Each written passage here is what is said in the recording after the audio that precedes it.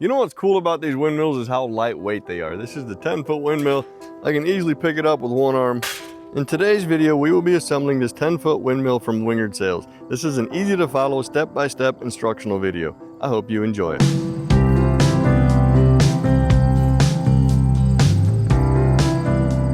All right, friends, the windmill showed up in two separate boxes like this. So I'm gonna open these two up, get everything sorted into nice organized stacks. Taking the time to do this makes the assembly process very quick and efficient.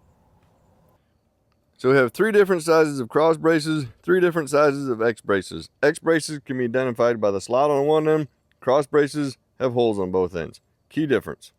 And the rest of your parts should look something like this.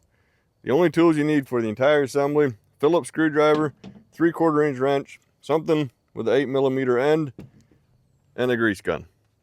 So starting with the 4 square leg pieces, you want to find the ends that have these yellow nutserts in them. Face them all upwards, come down to the bottom half, grab yourself a leg connector, insert it into the leg, fasten it with a 1-inch bolt. And grab the bottom half of the leg, insert it onto the connector, fasten it with another 1-inch bolt. Should look something like this. So once all 4 legs have been connected, head to the top of your windmill where we add the tower top. So line up a nutsert with the hole, fasten it with a 3/4 inch bolt. These only go in about halfway for now. We do that for all 4 legs. So we have 2 key points here. 1, the tower top bolts are only halfway in, and everything on this tower is hand tight only until it's fully assembled. So if you look at these top layers of holes, you can see that one side is higher than the other. We're going to start with the high ones first. So we have a step plate with 2 bends. 1.5 inch bolt goes through the step plate, then through the hole of a 25 inch X brace. And your X braces, the slot is always going to be hanging down. And we go through the windmill, attaching a nut on the back side. Do the same thing on this hole, and then the opposite side as well. And remember to always insert your bolt towards the windmill. That way your nuts are on the inside and out of the way. Now it's time for the first row of cross braces. 1.5 inch bolt, through a 13 inch cross brace, through the hole of a 30 inch X brace, through the slot of the hanging X brace, through the windmill, attaching a nut on the back side. Do the same thing on this hole, and then the other 3 sides as well. Very similar step for the middle row of braces. You got 1.5 inch bolt, through a 22 inch cross brace, through the hole of a 44 inch X brace, through the slot of the hanging X brace, through the windmill, attaching a nut on the back side. We do the same thing on this hole, and then the other 3 sides as well. And just like that, we have this thing looking like a windmill. It feels like we're moving along very quickly. I would love to hear your thoughts. Let me know in the comments below how things are going for you. And we have 1 more row of cross braces all the way at the bottom. I feel like you're getting the hang of it by now, but we have 1 more cross brace to put on. So we go 1.5 inch bolt, through the cross brace, through the slot of the hanging X brace, through the windmill, attaching a nut on the back side. Do the same thing on that hole, and then the other 3 sides as well. Now that all the braces are in place, let's head up top and finish the step plate.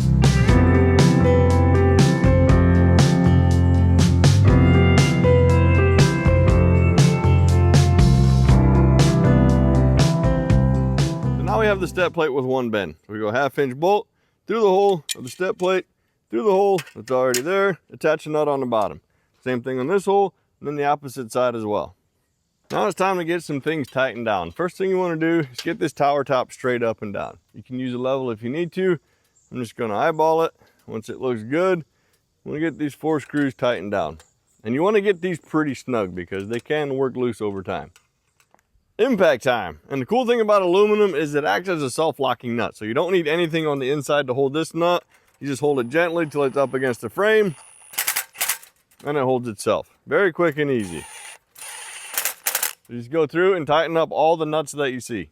Before we add the fan up top, I'm going to install the anchors. I'm going to do that just by laying it on the side. These anchors just slip easily inside of the leg. Line up the hole, 1.5 inch bolt, nut on the back side. Do that on all 4 legs. The tower is now complete. All we have left is the fan, which is very easy. To attach the tail to the axle, this insert is going to be facing down. So you want the Wingards Sales decal to be facing up like that. Now before you set this on the tower, it's a good idea to add a little dab of grease to this pin here for a little extra protection.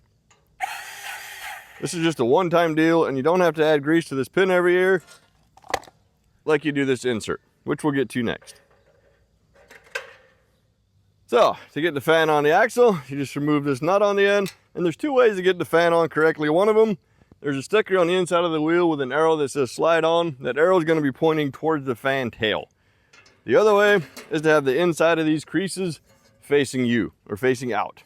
Once the fan is on, Just reapply the nut, and you don't want to get this nut too tightly because the fan needs to be able to spin freely. So this takes about a twist or two,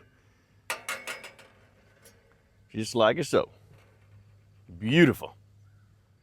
This next step is what gives your windmill its long life. Adding grease to this insert on the end. If you don't add grease, you're going to need to replace the bearings every 5 years or so.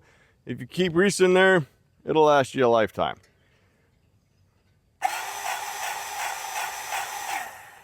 Doesn't take much, 3 to 5 pumps for the first time. After that, maybe about a pump a year. Once the grease is in there, this little hubcap just slides over top like so. And a nice little secret when removing this masking cover, when you get one off, you can use that one to get the others off. Very quick and easy. And here's a fun fact about wind. The sun's energy is the primary driver of wind. When warm air rises, cooler air rushes in to replace it. This creates wind. Pretty cool, right? And I couldn't find any in this windmill, but if you happen to find an air bubble in any of the decals, a little poke with a knife or a pin or something, you can smooth it over with your finger, it'll take care of it. Luckily, these windmills are really lightweight, so it's very easy to set them up once it's been fully assembled. Once you've decided where you want your windmill, dig 4 holes 12 to 15 inches deep, setting the anchors inside the hole. And it's a good idea to use a level on the bottom row of crossbars. The closer you can get your windmill to being level, the better it will perform.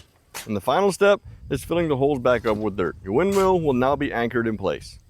And in case you don't have one already and you would like to add one to your landscaping, you can find these at Wingards Sales, located in Shipshewana, Indiana. They have 4-foot decorative windmills all the way up to fully operational 30-foot windmills, meaning they can aerate your pond and look good doing it. They also have some very nice patented swinging mailboxes, and both the windmills and the mailboxes are made of 100% aluminum and stainless steel, designed to last a lifetime. Wingards Sales currently has windmills that have been installed and operating for 30+ years, so they really do last a very long time.